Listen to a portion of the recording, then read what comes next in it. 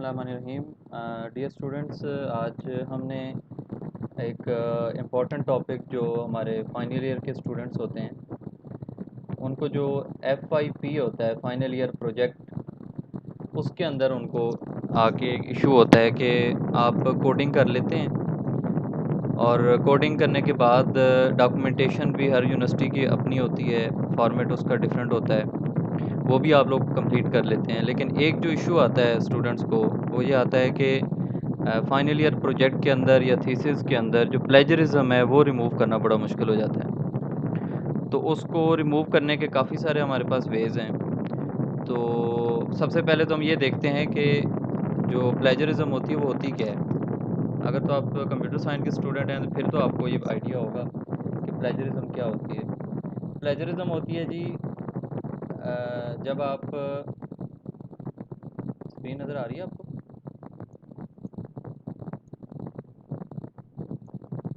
चलो अब नज़र आ रही होगी, ठीक है। तो प्लेजरिज्म होती है जी कि आप अपने FYP के अंदर आपके दो तीन चैप्टर्स होते हैं। पहला चैप्टर तो आपका इंट्रोडक्शन एब्स्ट्रैक्ट का होता है स्टार्ट में, उसके बाद इंट्रोडक्शन का होता है। इंट्रोडक्शन के बाद आप लिटरेचर रिव्यू करते हैं। तो लिटरेचर रिव्यू का मतलब होता है कि आपसे पहले लोगों ने जो भी काम किया होता है वो आपने रिव्यू कर लिया, मतलब आपने उसको देख लिया और आपको ये पता है कि आप जो काम करने लगे हैं इससे पहले लोगों ने कौन कौन सा काम किया, उसको हम कहते हैं लिटरेचर रिव्यू।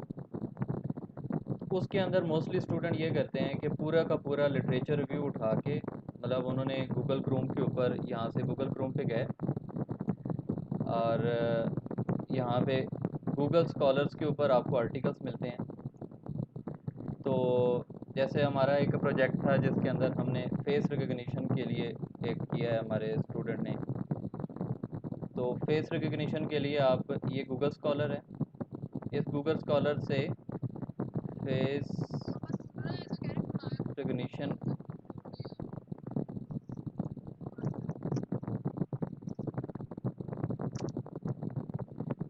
ये फेस रिकग्निशन सिस्टम, ये मैंने एक आर्टिकल यहाँ से देख लिया है। और अब आपने इसमें करना क्या है, मतलब ये मैंने एक आर्टिकल है, यहाँ से आपने आर्टिकल डाउनलोड किया, ये आपने आर्टिकल डाउनलोड किया और आपने अपने काम की चीज़, सपोज इसमें से कोई डाटा आपने उठा ली, ये काफ़ी पुराना हो गया। इसके अंदर भी ये आपके पास ईयर्स होते हैं साइट के ऊपर कि आपने कौन सी ईयर का आर्टिकल जो है वो आपने उसको साइट करना है। तो मैं इसको 2016 से ऑनवर्ड जो नए सिस्टम है उनके लिए मैं आपको बता देता हूँ। ये एक आर्टिकल हमने डाउनलोड किया है, होप सो ये डाउनलोड हो जाएगा। तो इसके अंदर सपोज़ कि मैंने इसको रीड आउट किया है और इसमें से ये जो पार्ट है ना, ये जो 4-5 लाइनें हैं ये मुझे बड़ी अच्छी लगी हैं और ये मेरे काम से रिलेटेड हैं जो मैं अपना FYP स्टार्ट कर रहा हूँ। तो आप लोग स्टूडेंट क्या करते हो, इसको कॉपी करते हो यहाँ से और ये सपोज़ करते हैं कि आपकी जो FYP रिपोर्ट है उसके अंदर आपने यहाँ पे ये पेस्ट कर दिए, ठीक है। अब ये हम सपोज़ करते हैं कि ये हमने कहीं से अपना डाटा उठाया है और इसको हमने अपने डॉक्यूमेंटेशन के अंदर ऐड कर लिए, सेटिंग मैटिंग आपने कर ली होती है। अच्छा, अब इसमें इशू क्या आता है कि ये तो आपने एज डायरेक्ट वहाँ से उठा लिए। अब ये जो आपका जो आर्टिकल जिसने पहले लिखा है ना वो पहले ही आपके डिफरेंट डेटाबेसेस के अंदर जा चुका होता है।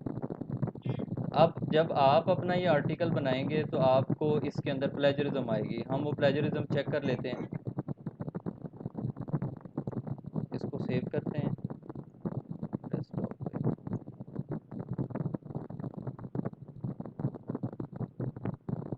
ये प्लेजरिज्म रिमूवल के नाम से मैंने एक फ़ाइल यहाँ पे स्टोर की है डेस्कटॉप पे, और ये हमारे पास जिसके साथ हम टर्निटिन चेक करते हैं प्लेजरिज्म, ये उस सॉफ्टवेयर को भी आपको मैं रिव्यू करवा देता हूँ। ये टर्निटिन है, ये होप सो आप लोगों के पास भी कुछ थोड़े टाइम के बाद आ जाएगा। ये हो गया, ये प्लेजरिज्म, आपकी जितनी भी डॉक्यूमेंटेशन है वो इस तरह यहाँ से प्लेजरिज्म चेक होनी है। पे आ जाते हैं। ठीक है, यहाँ पे ये मैं आपको आपकी एक जो डॉक्यूमेंटेशन है उसको रिव्यू करके मैं बताता हूँ। ये यहाँ से सबमिट फाइल का बटन है, इसके ऊपर मैं सपोज करता हूँ अपना नाम दे देता हूँ ज़ुबैर, लास्ट नेम खान, और ये आपकी FYP डॉक्यूमेंटेशन है। ठीक है, ये फ़ाइल, और ये इस चीज़ को आपने ज़रूर देखना है, the file you are submitting will not be added in any repository. अभी आपके पास एक्सेस नहीं है इस चीज़ की, लेकिन फ्यूचर में जब आप ये FYP कंप्लीट करके किसी ऑर्गेनाइजेशन में जाएंगे या आगे जाकर टीचर या किसी और फील्ड में, तो जब भी आपने प्लेजरिज्म चेक करनी है इस चीज़ को ज़रूर देखना है कि आपकी फ़ाइल जो है वो कहीं पे स्टोर नहीं होनी चाहिए। यहाँ से हमने जो फ़ाइल मैंने कॉपी की थी वो डेस्कटॉप पे रखी थी, और उसका नाम हमने रखा था प्लेजरिज्म 1 के नाम से हमने उसको, ये प्लेजरिज्म रिमूवल की हमने फ़ाइल की थी। अब ये मैंने अपलोड कर दी है, तो इसका वेट कर लेते हैं अपलोडिंग का। ये फ़ाइल अपलोड हो गई, और ये इसको हम कंफर्म कर देते हैं। ठीक है, गो टू असेसमेंट, ये आपकी फ़ाइल यहाँ पे अपलोड हो गई है। अब ये थोड़ा टाइम लेता है टर्नेट अकाउंट इसके रिमूवल के लिए। तो यहाँ पे ये FYP, ये आप देख सकते हैं, ये अभी जो मैंने फ़ाइल वहाँ से गूगल से कॉपी की है वो देख सकते हैं कि ये FYP डॉक्यूमेंट की कितनी प्लेजरिज्म आ रही है, 100% प्लेजरिज्म आ रही है इसकी। दैट मीन्स के ये सब शो नहीं कर रहा, लेकिन यहाँ पे ये देख रहा है, आप देख सकते हैं कि क्योंकि हमने पूरा का पूरा कॉपी वहाँ से कर लिया था।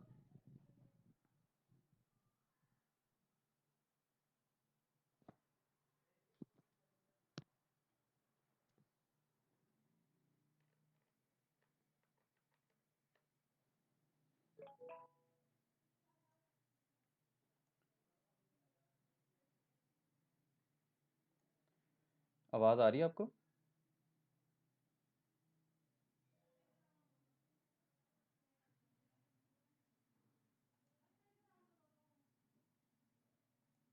आवाज़ आ रही है आपको क्लियर?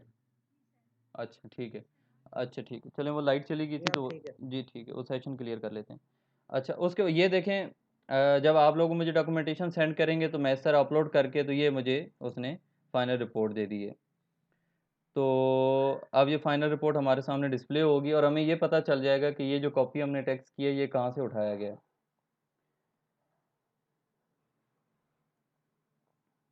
ये देखें, ये हमारे पास, ये इसने मेंशन कर दिया कि ये डाटा आपने यहाँ से उठाया है।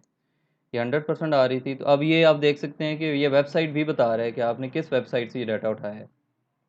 ठीक है। अच्छा, अब हमने इसके अंदर करना क्या है, हमने ये जो टेक्स्ट है ना इसकी करनी है रीफ्रेजिंग।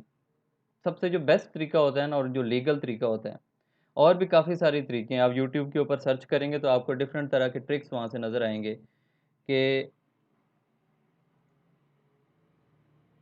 कि वहाँ पे और भी काफ़ी सारी हमारे पास वेज होते हैं, लेकिन जो सबसे बेस्ट वे होता है वो रीफ्रेजिंग का होता है, कि अगर आप रीफ्रेजिंग कर लें। अब ये रीफ्रेजिंग क्या होता है, रीफ्रेजिंग के लिए आपको इंटरनेट के ऊपर काफ़ी सारी चीज़ें मिल जाएंगी, उसके अंदर ये एक है हमारे पास डाटा, एक हमारे पास वेबसाइट है।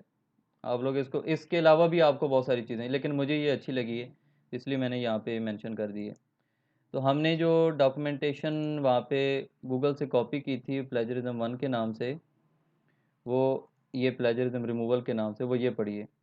अब इसमें आप देख सकते हैं ये पहली जो लाइन है ये इसने किया है, the propose genetic algorithm is characterise by a search technique as described in Don's evaluation theory which adopts selection algorithm while individual that is chromosomes more adapted to population and अच्छा, ये हमें अब इसका आइडिया नहीं है, ये different इसमें field के अंदर हम चले गए हैं, लेकिन हम ये जो टेक्स्ट हमने प्लेजरिज्म आ रही थी इसके हम क्या करते हैं, यहाँ पे पेस्ट करते हैं और इसको देखते हैं कि इसके अलावा रीफ्रेजिंग ये होता है कि आप या तो उसकी मीनिंग चेंज कर लें या उसका आप जो वर्ड्स हैं वो चेंज कर दें, तो आपकी जो रीफ्रेजिंग है वो कंप्लीट हो जाती है ये, क्योंकि सेंटेंस ज़्यादा बड़ा है इसलिए फ्रेजिंग कर नहीं रहा।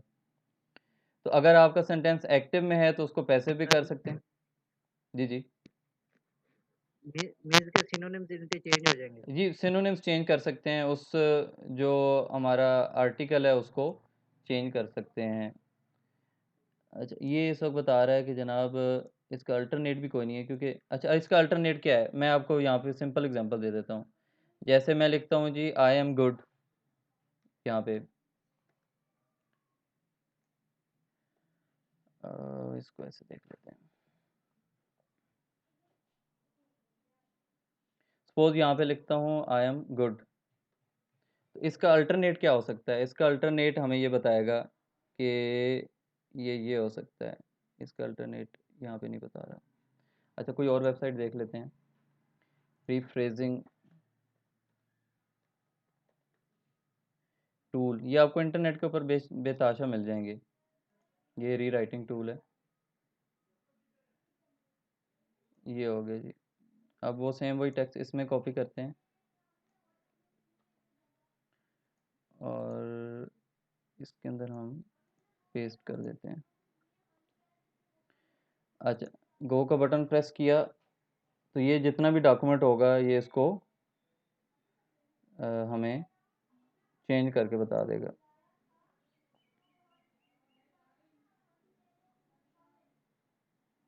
थोड़ा कंफर्मेशन के अंदर टाइम लगेगा इसका।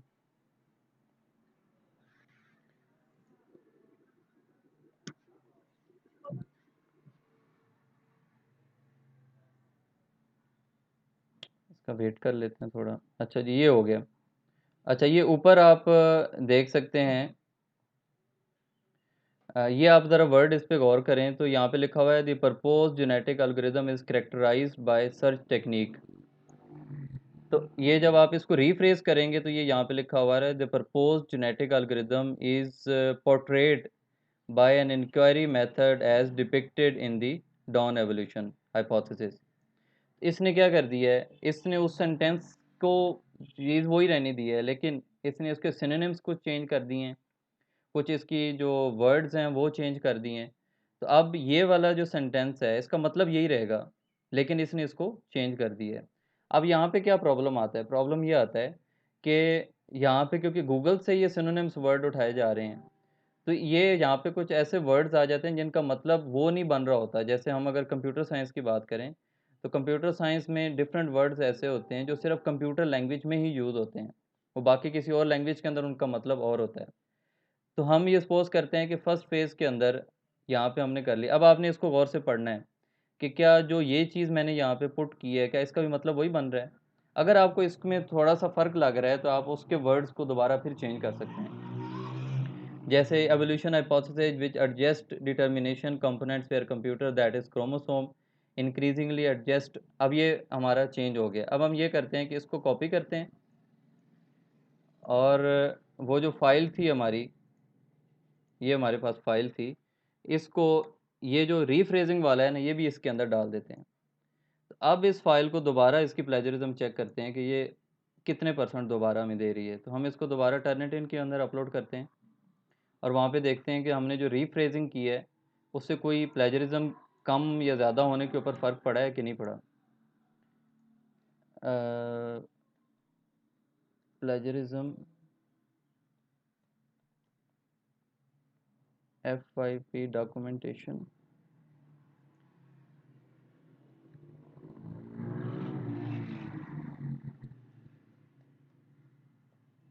डॉक्यूमेंटेशन 2 के नाम से इस फाइल को अपलोड कर देते हैं। डेस्कटॉप पे ये थी।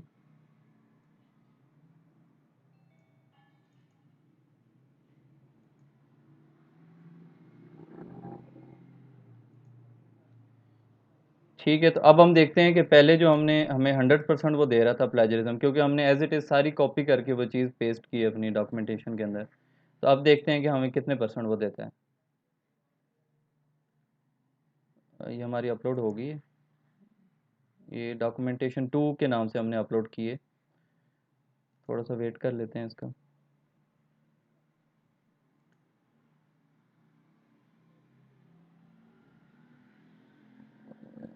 ये ये आप देख सकते हैं, ये FYP डॉक्यूमेंटेशन 2, अब ये कितने % रह गई है?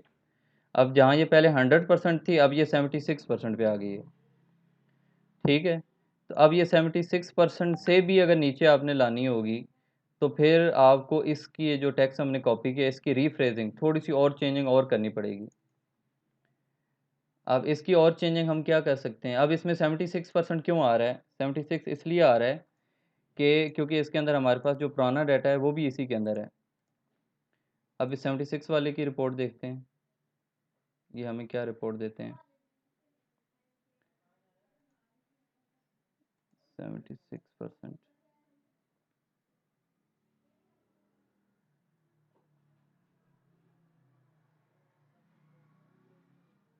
ये देखें, ये आपके सामने आ गया। अब ये जो रेड वाला है ना, ये जो रेड वाला है, ये तो हमारा पहले वाला ओरिजिनल टेक्स्ट था जो आपने कॉपी किया एज़ इट इज़।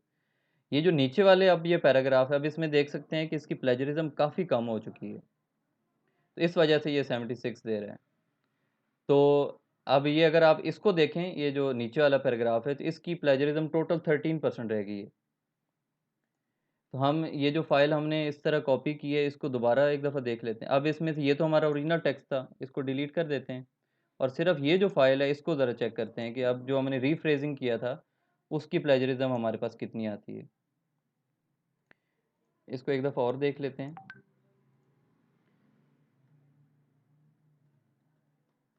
डॉक्यूमेंटेशन 3 के नाम से इसको अपलोड कर लेते हैं।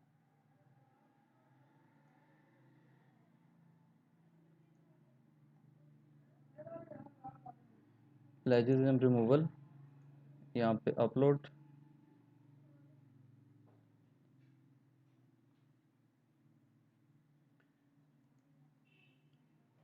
जी, अपलोड होगी। Go to setting inbox. ये हमारे पास ये डॉक्यूमेंट है जिसको हमने रीफ्रेज किया है।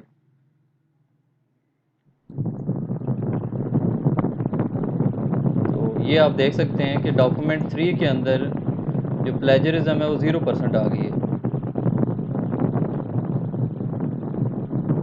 दैट मीन्स कि अब ये जो पैराग्राफ जिसको हमने रीफ्रेज किया है, इसके अंदर कोई 1% भी इसके अंदर प्लेजरिज्म नहीं रही। अब ये मैंने आपके सामने रैंडमली एक टेक्स्ट उठाया था और उसको मैंने सिर्फ रीफ्रेज किया और रीफ्रेज करने के बाद ये चीज़ हमारे सामने आई है। ठीक है, लेकिन इसके अंदर ये कि अब जेनेटिक्स और क्रोमोसोम की बात कर रहे हैं, तो ये इसमें आ जाता है आपका जो मेडिकल है, उसके अंदर ये चीज़ें ज़्यादा आ जाती हैं।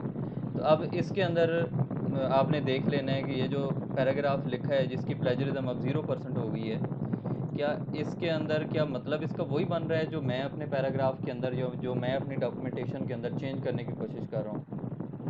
तो ये अगर ये 5 या 10% होता तो हमें जो आप लोगों ने तैयार करना है उसमें आपको 12% प्लेजरिज्म अलाउ है। मतलब अगर कोई छोटा छोटा कोई रह भी गया है तो भी वो आपका इस चीज़ के अंदर कवर हो जाएगा।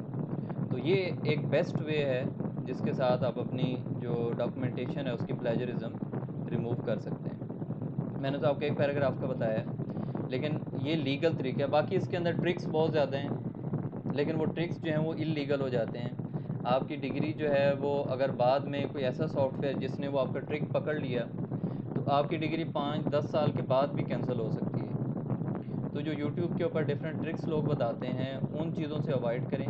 ये लीगल तरीका है किसी भी प्लेजरिज्म को रिमूव करने का। ठीक है, और इसके बाद एक वो हमारे पास सिनोनिम्स चेंज करने का भी वे होता है हमारे पास, वो यहाँ पे देख लेते हैं अगर यहाँ पे अवेलेबल है तो। How to rephrase. अच्छा, और एक और चीज़ आप यहाँ पे लिखें, हाउ टू चेक प्लेजरिज्म। तो आपको यहाँ पे काफ़ी ज़्यादा, ये देखें ना, ये दावा करेंगे 100% ऑनलाइन प्लेजरिज्म डिटेक्टर, आपको ये 100% प्लेजरिज्म बता देंगे। लेकिन ये सॉफ्टवेयर जो है ना, ये आपको प्लेजरिज्म नहीं बताता, ये फ़ेक, मोस्टली फ़ेक होते हैं। लेकिन दुनिया के अंदर जो सबसे बेस्ट जो सॉफ्टवेयर चल रहा है वो ये वाला है, टर्निटिन। इसकी सेस आपके पास शायद नहीं होगी। अच्छा जी, तो मैं डिस्कस कर रहा था आप लोगों से कि इस तरह आपने प्लेजरिज्म रिमूव करनी है। तो अब हमारे एक स्टूडेंट हैं, उनका ये एक डॉक्यूमेंटेशन पड़ी है मेरे पास, तो इस डॉक्यूमेंटेशन का प्लेजरिज्म चेक कर लेते हैं और इसमें फिर मैं आपको बताऊंगा कि इसके अंदर एरर्स क्या हो सकते हैं और इसके अंदर प्रॉब्लम्स कौन कौन से हो सकते हैं। तो फेस रिकॉग्निशन, ये चीज़ आपने ज़रूर देखनी है कि the file you are submitting will not be added in any repository. अगर आपके पास एसएस है तो इस चीज़ को इग्नोर नहीं करना। अगर आपने एक दफ़ा इसको ऑन कर लिया तो ये किसी और डाटाबेस के अंदर आपकी सारी डॉक्यूमेंटेशन चली जाएगी और उसके बाद 100% प्लेजरिज्म आपको शो होगी। इस चीज़ का आपने ख्याल करना है। डाउनलोड्स के अंदर ये अभी मैंने एक बच्चे की डाउनलोड की है और इसको अपलोड करके देखते हैं कि इसकी प्लेजरिज्म कितनी आती है।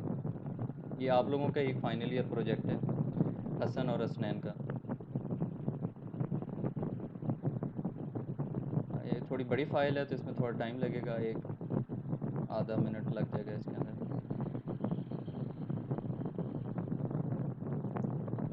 तो इतनी देर में अगर आपका कोई क्वेश्चन है तो वो आप साथ साथ पूछ सकते हैं मेरे से।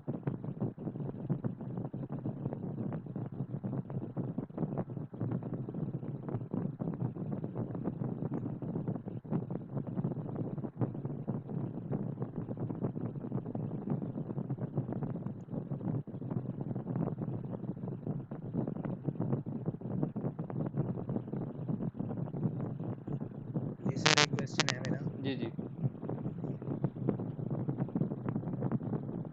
सर कुछ डेफिनेशन होती हैं जो यानी कि एग्जैक्ट हमने अगर लिखनी होती है, जैसे कोटेशंस होंगे, तो इस तरह का डाटा तो फिर प्लेजरिज्म में आ जाएगा। जी जी, उसका हल ये है कि उसको या तो डबल कोटेशन के अंदर लिख दें, और उसका सबसे ज़्यादा हल ये है कि आपने जहाँ से वो चीज़ उठाई है उसको रेफरेंस दे दें। मतलब कि मैं आपको इसको एग्जांपल इसी से बता देता हूँ, ये जो हमने यहाँ पे की है। सपोज़ के साइटेशन का आइडिया है ना, साइटेशन का आपको आइडिया होगा। जी तो उसका हल ये है कि जी आप जी, इसको, रेफरेंस के लिए। हाँ जी, साइटेशन इसको रेफरेंस दे दें। सर जो एंड नोट यूज़ करते हैं। जी बिल्कुल, एंड नोट के साथ जो यूज़ करते हैं। अब ये वाला डाटा मैंने उठाया था जी, ये यहाँ पे गूगल क्रोम से उठाया था, उसी की साइटेशन मेरे ख्याल में उठा लेते ज़्यादा बेहतर था। इसमें होगा, ये इसकी साइटेशन है, इसको साइटेशन। अब इसमें काफ़ी सारे हमारे पास स्टाइल हैं, कंट्रोल सी और यहाँ पे एंड नोट को यूज़ करके हम इसको इधर ही कर देते हैं, ये कंट्रोल वी, ये हमारे रेफरेंसेस हैं। ठीक है, और वो जो आपने इसके साथ यूज़ किया, अब मैं उसको प्रॉपर वे के साथ नहीं कर रहा, सिर्फ आपको समझाने के लिए बता रहा हूँ। ये अगर आप ऐसे कर देंगे तो वो जो भी कोटेशन होगी उससे पहले वाला जो डाटा होगा, उसका मतलब ये है कि आपने कॉपी तो किया है, लेकिन ये जिस बंदे का कॉपी किया उसका साथ बता भी रहे हैं कि ये मैंने इस बंदे का कॉपी किया है। प्लेजरिज्म ये होता है कि किसी का काम आप खुद शो कर रहे हो कि ये काम मेरा है, उसको प्लेजरिज्म कहते हैं। तो इस तरीके से भी इसकी प्लेजरिज्म जो है वो डाउन हो जाएगी। सर ये कैसे पता चलेगा यानी कि ये लिंक कर रहे हैं दोनों एक दूसरे से? मतलब प्लेजरिज्म को कैसे पता चलेगा? ये सॉफ्टवेयर के अंदर सेटिंग होती है बाय डिफ़ॉल्ट, ये हो जाता है। प्रॉपर साइटेशन से भी प्लेजरिज्म आपकी काफ़ी डाउन हो जाती है। अगर आपने एंड नोट के साथ इसको किया है तो फिर डेफिनेटली इसकी प्लेजरिज्म डाउन होगी।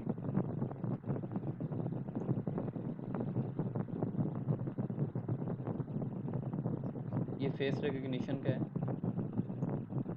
ठीक है, तो इस तरह आप इसको ट्राई करके देखिएगा, ये बड़ा हेल्पफुल होगा आपके लिए अगर कोटेशन आपने एज इट इज़ इसके अंदर लिखनी है तो।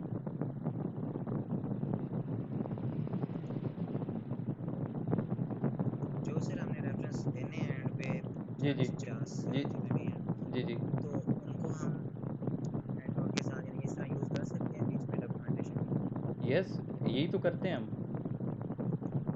नहीं सर, हम तो अपनी वर्डिंग यूज़ कर रहे होते हैं ना, खुद सेम तो पेस्ट नहीं ना कर रहे होते। नहीं, अगर तो आप अपनी वर्डिंग यूज़ कर रहे हैं तो वो तरीका तो मैंने आपको बता दिया कि अपनी वर्डिंग कैसे यूज़ करनी है।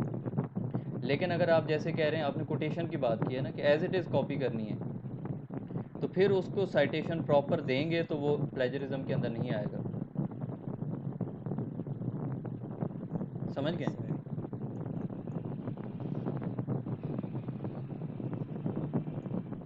ये थोड़ा टाइम लेगा।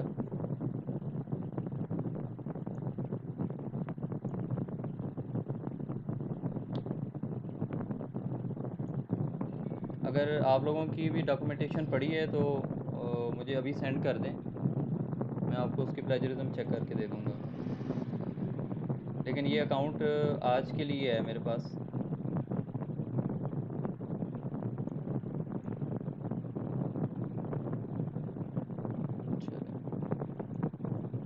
पेड अकाउंट है सर ये? जी पेड है।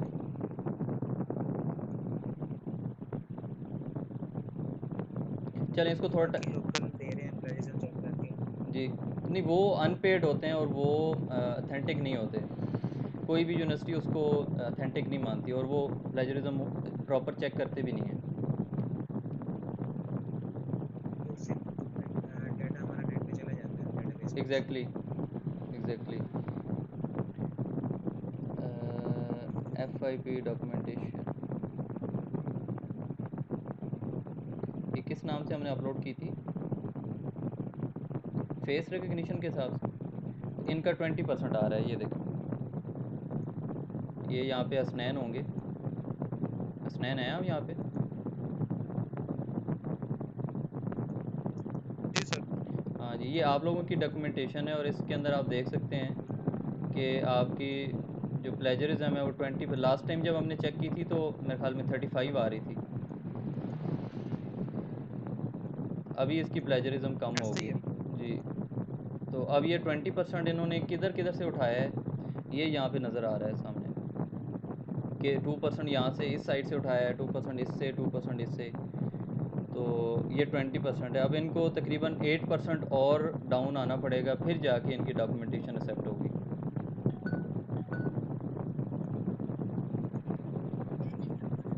सर इसमें स्टार्ट वाले जो 9 पेजेस है ना, जी इसमें प्लेगरिज्म निकाल रहे हैं। जी जी बिल्कुल। अगर आप ये स्टार्ट वाले जो, हाँ जी, ये अगर आप स्टार्ट वाले इसके पेजेस निकाल दें तो ये आपकी और भी, जैसे ये प्लेजरिज्म में आ रहा है। निम्रा बच्चे माइक म्यूट रखें। निम्रा अफजाल, अब ये इस पेज का भी, ये भी प्लेजरिज्म में दे रहा है, ये फिगर 5 6 7 और इसका भी, ये इसका भी 1% इसका भी होगा ऑलमोस्ट। तो अगर इसको डिलीट करके अगर आप चेक करेंगे तो ये शायद ये 14% तक आ जाए।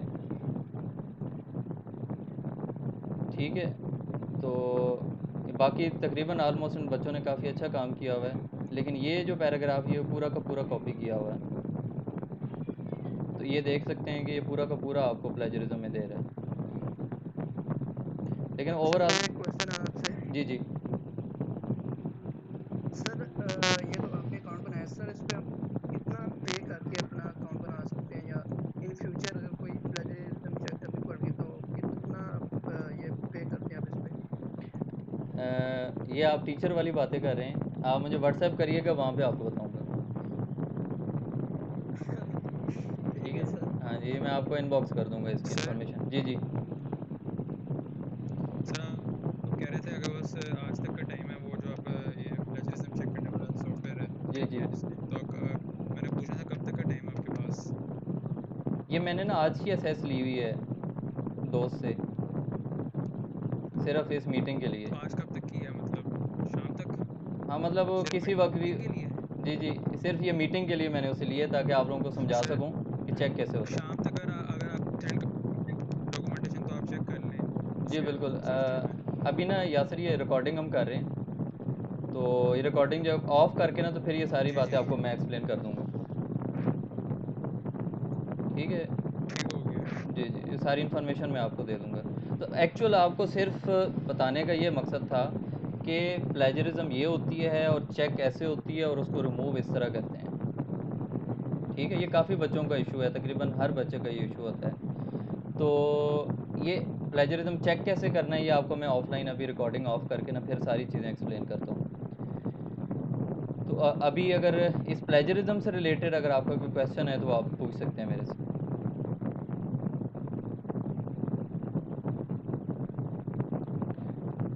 अच्छा जी, अगर नहीं है तो फिर एक काम करते हैं कि आपके जो FYP की जो रिक्वायरमेंट्स हैं उनके ऊपर चले जाते हैं कि अगर आप फाइनल ईयर प्रोजेक्ट के स्टूडेंट हैं तो आपकी डॉक्यूमेंटेशन किस तरह की होनी चाहिए। ये मैं काफ़ी अरसे से करना चाह रहा था, लेकिन मैंने आपको टाइम दिया है कि आप एक दफ़ा खुद से, अगर आपके पास मोबाइल है तो इसकी स्क्रीनशॉट बना लें।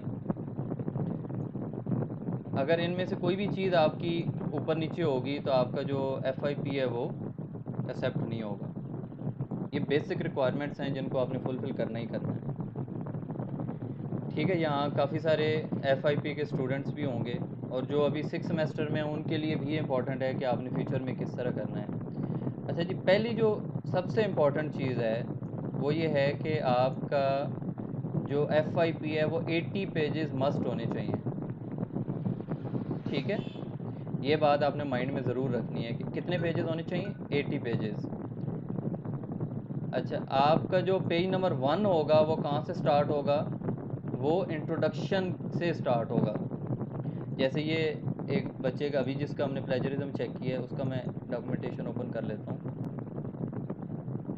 ये चीज़ तो आप यहाँ पे देख रहे हैं कि ये 1 आ रहा है, ये 2, ये दूसरा 1 और 2 है, 4 5 6 7 8, ये 8 पेजेस इसके अंदर काउंट होंगे।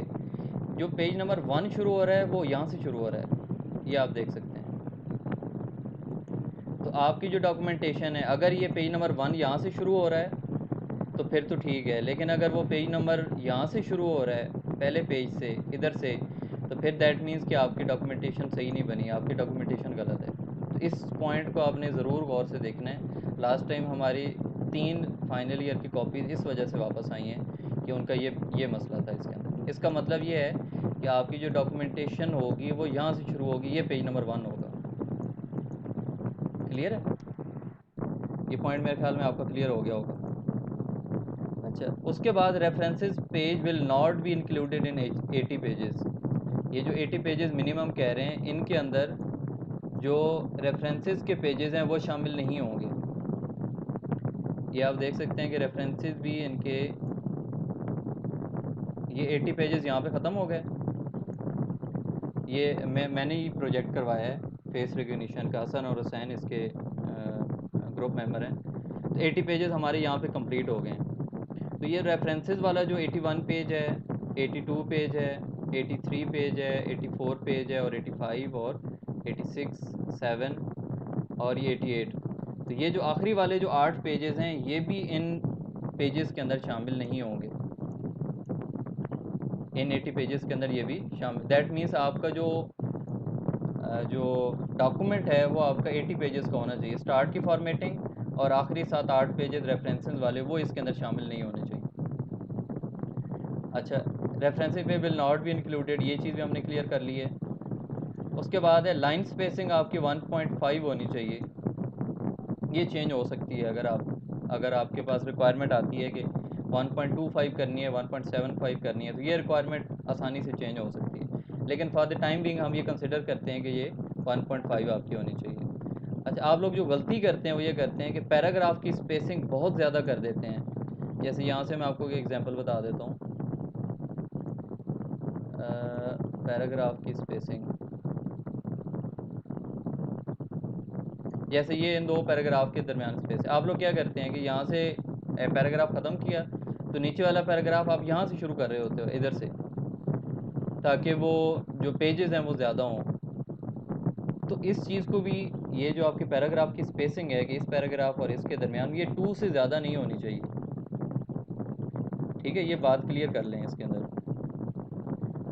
ये क्लियर हो गई। उसके बाद लेफ़्ट और राइट अलाइनमेंट, ये बड़ा मसला होता है आप लोगों के लिए कि अगर आप वर्ड की फ़ाइल देखें तो अब इसकी यहाँ पे लेआउट में जाएं और ये इंडेंटेशन इसको कहते हैं, और ये स्पेसिंग हमारे पास इसके अंदर होती है, ये चीज़ भी होती है। और उसके बाद हमारे पास लेफ़्ट और राइट मार्जिन की भी ऑप्शन होती है। ये चीज़, अगर इस टेक्स्ट को हम कॉपी करें तो ये देखें, ये इंडेंटेशन मैं इसकी इंक्रीज़ कर रहा हूँ और ये इसकी डिक्रीज़ कर रहा हूँ। तो ये आपकी कितनी होनी चाहिए, ये जितनी आपको सामने नज़र आ रही है, इससे ज़्यादा इसकी इंडेंटेशन नहीं होनी चाहिए। ठीक है। उसके बाद नेक्स्ट पॉइंट है हमारा, ये क्लियर हो गया। Each figure should be labelled properly, जैसे फिगर 1, आप इसको ABC भी कर सकते हैं। इसका मतलब ये है कि अगर आपके डॉक्यूमेंटेशन के अंदर फिगर्स ऐड हैं तो उन फिगर्स को आपने, ये जैसे ये फिगर नंबर 2 इसने बच्चे ने लिखा हुआ है, तो ये ठीक है। अगर आपकी कोई भी फिगर इस रेफरेंस के बगैर या इसकी लेबलिंग के बगैर है तो वो काउंट नहीं होगी, इसके लिए इशू बन जाएगा आपका। तो जितनी भी आपने फिगर्स ऐड करनी है उन सबको अपने चैप्टर के हिसाब से ये आपने लेबल करना है। आपने स्क्रीनशॉट ऐड की होंगी, तो अब इस डॉक्यूमेंटेशन के अंदर एक गलती है, वो आपको मैं आगे बताता हूँ, अभी अभी नज़र आई है। ठीक है। उसके बाद हमारे पास अगला पॉइंट है कि each table should be labelled properly, like अगर आपके डॉक्यूमेंटेशन के अंदर कोई टेबल है तो वो लेबल प्रॉपर होना चाहिए, जैसे टेबल नंबर 1। अब इनकी डॉक्यूमेंटेशन के अंदर ये चेंजिंग होने वाली है।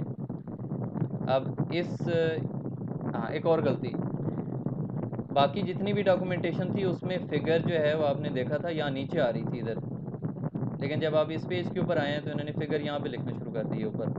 तो ये प्रॉपर वे नहीं है, या तो इसको ऊपर लिखें। मोस्टली फ़िगर की जो लेबलिंग होती है वो यहाँ नीचे होती है, यहाँ पे इधर। तो ये भी इनकी एक गलती है, ये भी आप ठीक कर लें। अगर किसी और ने ये गलती की है तो वो भी ये वाली गलती ठीक कर लें। अच्छा, know figure of table should be out of margin lines. Yes, ये मार्जिन लाइन है, इसके अंदर मैं कोई पिक्चर ऐड करके दिखाता हूँ आपको। जैसे इसमें देख लेते हैं,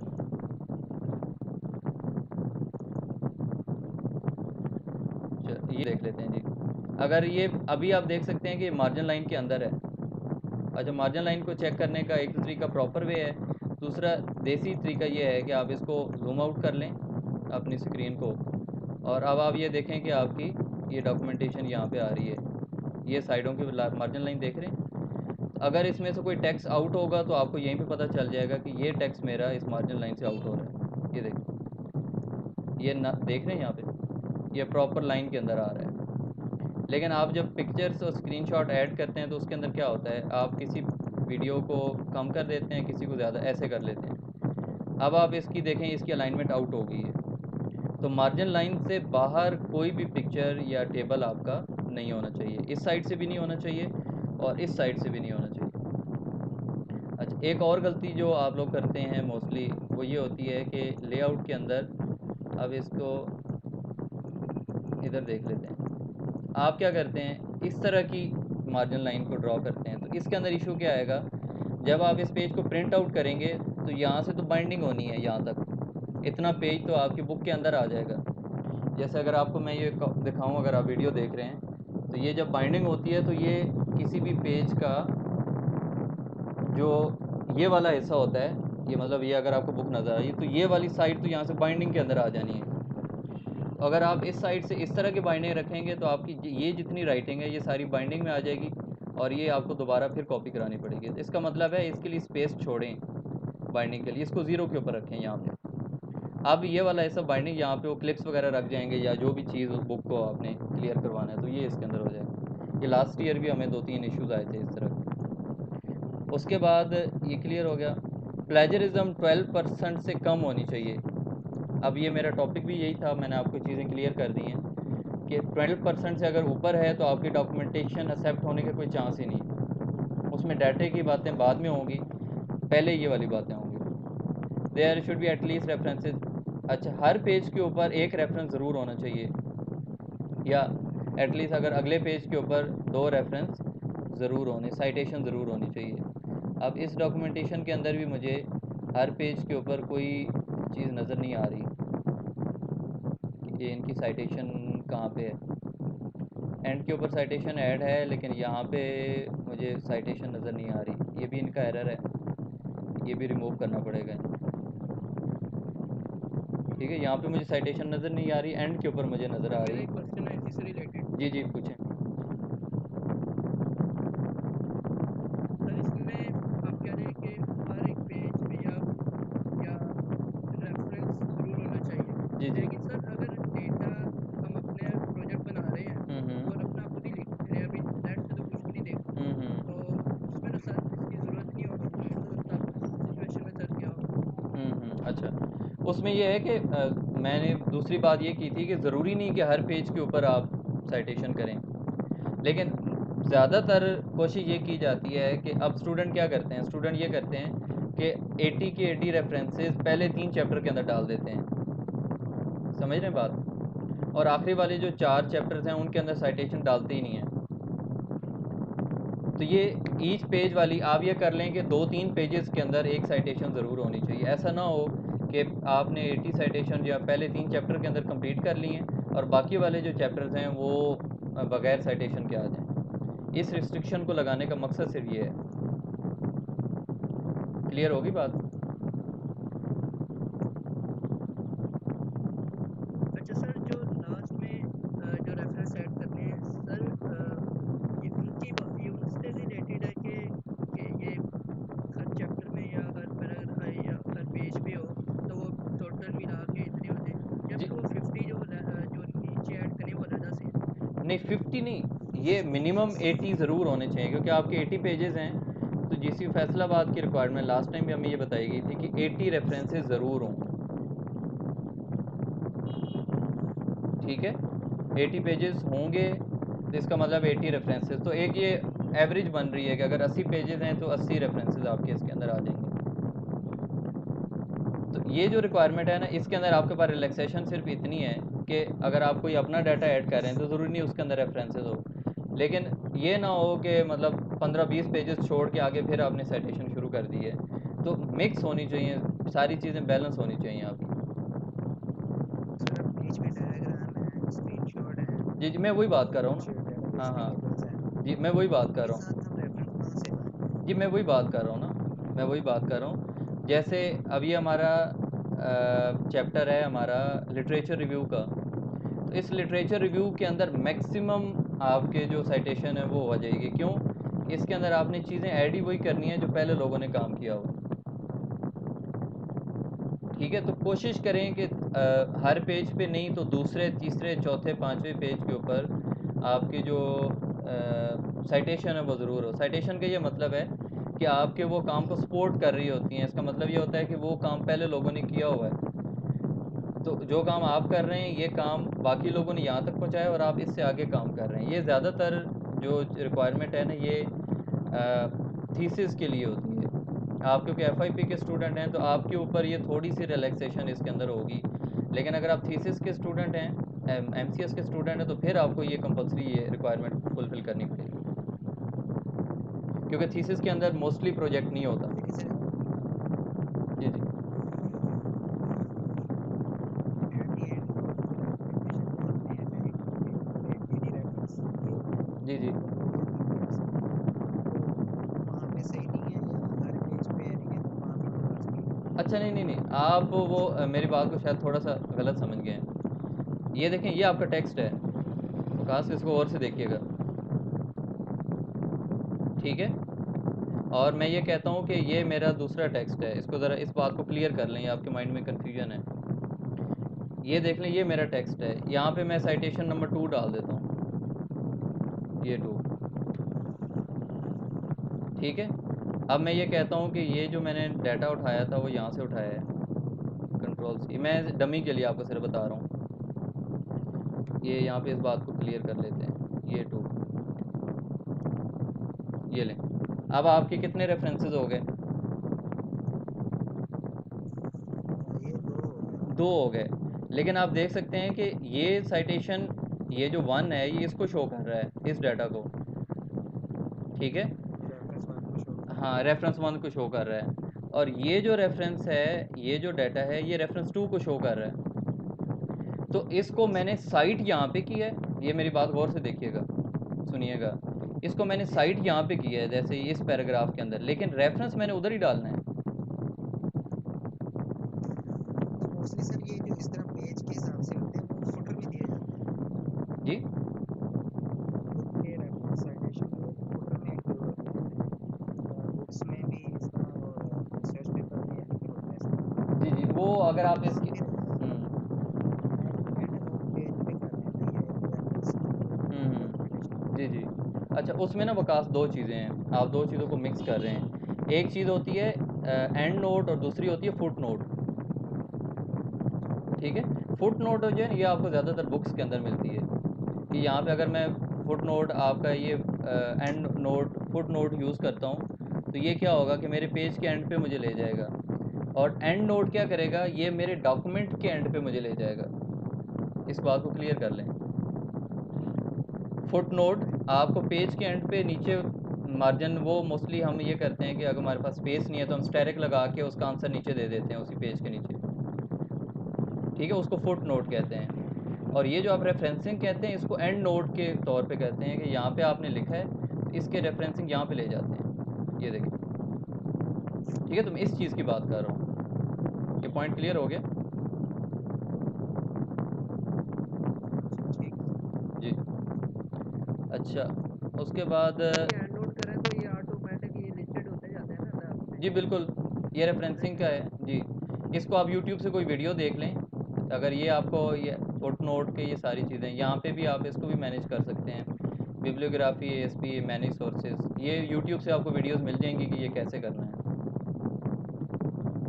अच्छा, आखिरी जो है, अच्छा, first 10 to 13 pages should be according to format, मतलब कि ये जो आपके पहले 8 पेजेस हैं ये आपके प्रॉपर फॉर्मेट के हिसाब से होने चाहिए, जो फॉर्मेट, अब ये फॉर्मेट जो है ये अप्रूव्ड है।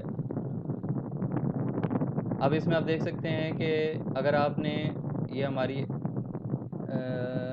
इसको देख लेते हैं, ये हमारी कंप्यूटर साइंस की ड्राइव है, ये आप सब लोगों को पता है। इसके अंदर कुछ डमी के तौर पे हमने FIP दी हुई है, आप इसके ऊपर क्लिक करें और यहाँ पे ये फाइनल ईयर प्रोजेक्ट से रिलेटेड एक फ़ोल्डर है, इस पर क्लिक करें। ये फाइनल ईयर प्रोजेक्ट की एक ये अप्रूव्ड, ये लास्ट टाइम जो हमने अप्रूव करवाया था ये उसका डाटा है, इसको आप डाउनलोड कर लें तो यहाँ से आपको फॉर्मेटिंग प्रॉपर मिल जाएगी कि हमने आपने अपने डॉक्यूमेंट को फॉर्मेट कैसे करना है। तो ये सेम इसी तरह होना चाहिए, ये बाय यहीं पे होना चाहिए, ये नाम बिल्कुल ऐसे होने चाहिए। ये एसोसिएट डिग्री प्रोग्राम, आपकी जो भी डिग्री है वो आपने यहाँ पे मेंशन करनी है। लोगो यही होना चाहिए, आपने अपने इंस्टीट्यूट का लोगो नहीं डालना। और ये department of computer science, government college university Faisalabad, ये सेम इसी तरह लिखना है जैसे यहाँ पे लिखा हुआ है। फिर ये आपके डॉक्यूमेंट, आपकी टाइटल आएगा। सर मेरा क्वेश्चन है इधर। जी जी जी अफजाल।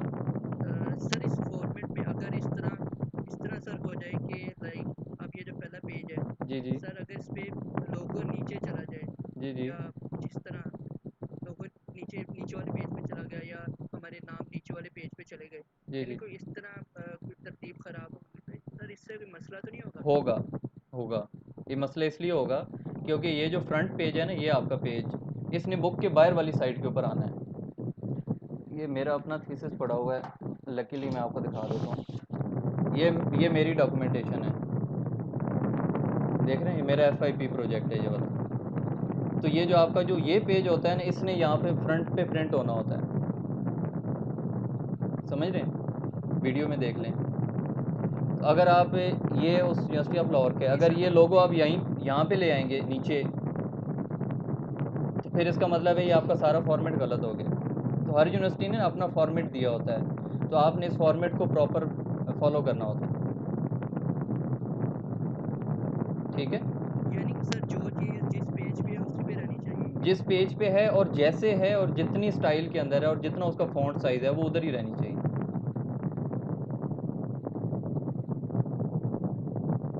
ये बात क्लियर होगी।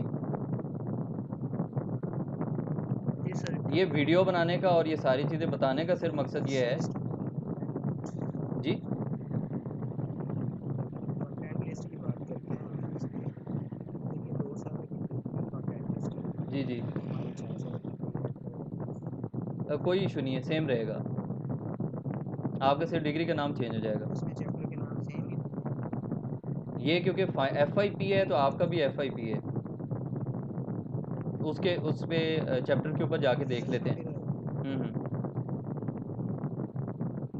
जी जी कंटेंट लिस्ट में कुछ हेडिंग ऐसी हैं जो हमसे रिलेटेड नहीं है, तो वो हम खुद से एडिट कर सकते हैं। कर सकते हैं आपने अपने चैप्टर जी जी चैप्टर नेम तो सेम रहेगा। चैप्टर नेम सेम रहेगा, तो बाकी आपने अपने प्रोजेक्ट के हिसाब से, ये तो डमी है, डेमो के तौर पे आपको दिया हुआ है सिर्फ। यहाँ से जो चीज़ आपने लेनी है ना, जो चीज़ पिक करनी है, वो सिर्फ फॉर्मेट है, डाटा यहाँ से नहीं लेना आपने, ठीक है। अच्छा, उसके बाद ये सिग्नेचर आप लोग क्या करते हैं, ये सिग्नेचर आप इसको बड़ी चीज़ लाइट लेते हैं कि ये सिग्नेचर ऑफ स्टूडेंट आप इधर ले जाएंगे, ये नेम आप ऐसे, तो नेम के नीचे अगर लाइन है तो आपने ये लाइन लगानी है ज़रूर, और नीचे अगर रजिस्ट्रेशन है तो आपने रजिस्ट्रेशन लिखनी है, और ये अगर यहाँ पे आ रही है तो इसने आपने इस चीज़ को यहाँ पे लिखना है, मतलब इस फॉर्मेट को आपने इग्नोर नहीं करना, ये बहुत इंपॉर्टेंट चीज़ है। अगर यहाँ पे कोई फॉर्मेट आया तो जीसी फैसलाबाद से वापस आ जाएगा आपका प्रोजेक्ट, और ये सारी चीज़ें आनी चाहिए सिवाय इसकी आईडी, ये आपका डिपार्टमेंट लगाएगा जीसी फैसलाबाद वाला। ये प्रोजेक्ट कोऑर्डिनेटर स्टूडेंट क्या करते हैं, ये लिख लेते हैं और ये लाइन नीचे छोड़ देते हैं। अब इस लाइन के ऊपर सिग्नेचर आने हैं, तो लाइन नहीं होगी तो सिग्नेचर नहीं होंगे। इसी तरह ये 3 रिक्वायरमेंट आपने ज़रूर पूरी करनी है। उसके बाद ये एक्नॉलेजमेंट, ये आपकी मर्ज़ी है, इस पेज के ऊपर आपने जिसको भी एक्नॉलेज करना है। ये सर अब्दुल्ला साहब का है, आईटी के स्टूडेंट से। अच्छा हाँ, ये बात आप कर रहे थे, इंट्रोडक्शन, ये अंदर आपने उसकी अपनी चीज़ें ऐड करनी है। सॉफ्टवेयर रिक्वायरमेंट एंड स्पेसिफिकेशन, ये चैप्टर का नाम है, अंदर आपका ये अपना डाटा आएगा। Software architecture and design, data आप बाकी चीज़ें, इम्प्लीमेंटेशन, कंक्लूजन, यूज़र मैनुअल, और उसके बाद ये डाटा विजुअलाइजेशन, कंक्लूजन, और ये आखिर में रेफरेंसेस। तो आपने सिर्फ यहाँ से चैप्टर के नेम लेने हैं, बाकी डाटा जो है वो आपने अपना ऐड करना है, आपकी हेडिंग्स अपनी होंगी, और यहाँ से ही चैप्टर नंबर 1 स्टार्ट होगा। ठीक है जी, मेरे ख्याल में मैंने ज़्यादा अच्छा एक्सप्लेन कर लिया है, क्योंकि ये लास्ट टाइम स्टूडेंट को इशू आ रहा था, तो मैंने ये ज़रूरी समझा है कि इस वक्त ये बजाय इसके कि आपका जीसी फैसलाबाद से रिजेक्ट होके आए, उससे बेहतर है कि मैं आपको ये सारी चीज़ें अभी से बता दूँ। तो अभी भी आपका किसी का कोई क्वेश्चन है तो हमारे पास 5 मिनट हैं, इस 1 घंटे का सेशन था, 1.5 घंटे का, तो इसको हमने एंड करना है। 5 मिनट के अंदर कोई क्वेश्चन है तो आप पूछ सकते हैं। एक और क्वेश्चन है सर, जी जी विकास। जो हम यूआरएल एंट्री पेस्ट करते हैं, जी जी वो हम डायरेक्ट पेस्ट करेंगे ताकि वो डायरेक्ट वहीं पे जा सके अगर रेफरेंस चेक करना भी चाहें, या हम डाटा लिखेंगे तो फिर वहाँ से कॉपी करके उसमें सर्च इंजन में पेस्ट करना पड़ेगा अगर वो रेफरेंस चेक भी करना चाहते हैं। आप इसकी बात कर रहे हैं, इसकी, रेफरेंसेस एंड रेफरेंसेस यही ना, यूआरएल, अगर मैं सपोज करता हूँ कि ये किसी वेबसाइट का यूआरएल है, ऐसे। जी जी, इसको हम डायरेक्ट क्लिक करें तो ये डायरेक्ट साइट पे चला हाँ जाएगा। बिल्कुल बिल्कुल, इसको एज इट इज़ कॉपी करें। देखें ना, आपने जिधर से चीज़ उठाई है उसको आप रेफरेंस दे रहे हैं, रेफरेंस का मतलब ये है कि ये चीज़ मैंने यहाँ से ली है, तो आपने एग्जैक्ट, अगर आप थोड़ा सा चेंज करेंगे तो फिर वो वेबसाइट पे नहीं जा पाएंगे। ये ब्लू अगर लिखते हैं तो सर, जी कोई इशू नहीं है, कोई इशू नहीं है, लोग अक्सर अपनी वेबसाइट का लिंक देते हैं उसके यहाँ अंदर। पे हमने जी डायरेक्ट क्लिक करें तो वो डायरेक्ट प्रोसेस डायरेक्ट चला जाए साइट पे, जी बिल्कुल। बजाय इसके कि आप यहाँ से कॉपी करें, टाइप किया हो और वहाँ पे पेस्ट करें, ये ज़रूरी नहीं उससे कोई है, इशू लेकिन नहीं है। ज़रूरी नहीं है, कोशिश करें कि as it is copy paste कर लें, एक्यूरेट होना चाहिए। अच्छा, हम्म। प्लेजरिज्म का कोई इशू नहीं है। इस पेज के ऊपर तो प्लेजरिज्म जब हम चेक करते हैं तो इसको एक्सक्लूड कर देते हैं, ये आखिरी जो 8 पेजेस हैं ये इसमें प्लेजरिज्म में नहीं काउंट होते, इनके अलावा प्लेजरिज्म चेक सॉफ्टवेयर की जाती ऑटोमेटिकली है। हम रिमूव करके फिर चेक करते हैं। जी, सॉफ्टवेयर ऑटोमेटिकली रेफरेंसेस को इग्नोर कर देता है, टर्न इट इन। ठीक, बाकी किसी और बच्चे का क्वेश्चन कोई? अच्छा, एक मैसेज के अगर आप डॉक्यूमेंटेशन लेट करेंगे तो आपकी डिग्री लेट होगी। इसके बाद मैं रिकॉर्डिंग ऑफ कर रहा हूँ, जितना लेट करते जाएंगे इतनी आपकी डिग्री लेट होती जाएगी। लास्ट ईयर कुछ स्टूडेंट ने लेट सबमिट करवाया था, तो उनका रिज़ल्ट जो है वो उसी तरह फिर लेट आएगा। तो आप लोगों से रिक्वेस्ट है कि अपने सुपरवाइज़र के साथ प्रॉपर कोऑपरेट करें, और अपनी डिग्री समझ के, खुद अपना काम समझ के, उनकी हेल्प लेके आप इस फाइनल ईयर प्रोजेक्ट को कंप्लीट करें, ताकि आपकी डिग्री जो है वो इन टाइम कंप्लीट कंप्लीट हो। अगर इन टाइम कंप्लीट नहीं होगी तो जितने सेमेस्टर ऊपर लगे हैं उन सब के आपको फ़ीस भी देनी पड़ेगी। ठीक है, तो आज का सेशन यहाँ पे एंड करते हैं। तो इंशाल्लाह मज़ीद अगर आपका कोई क्वेश्चन हुआ तो आप फाइनल ईयर प्रोजेक्ट के अंदर वहाँ पे मुझे इनबॉक्स कर सकते हैं। कॉन्टैक्ट नंबर यहाँ पे मैं अपना शेयर कर देता हूँ। प्रीवियस सेमेस्टर का सर रिजल्ट अभी तक अपडेट नहीं हुआ। जी जी बिल्कुल। तो एक सेमेस्टर के पहले मैं बनाना स्टार्ट करता हूँ। जी, ये मेरा व्हाट्सएप नंबर है, तो अगर आपका मज़ीद कोई क्वेश्चन है तो आप इस व्हाट्सएप नंबर के ऊपर मेरे साथ कांटेक्ट कर सकते हैं। तो इंशाल्लाह नेक्स्ट वीडियो में दोबारा आपसे मुलाकात होगी, तब तक के लिए अल्लाह हाफ़िज़।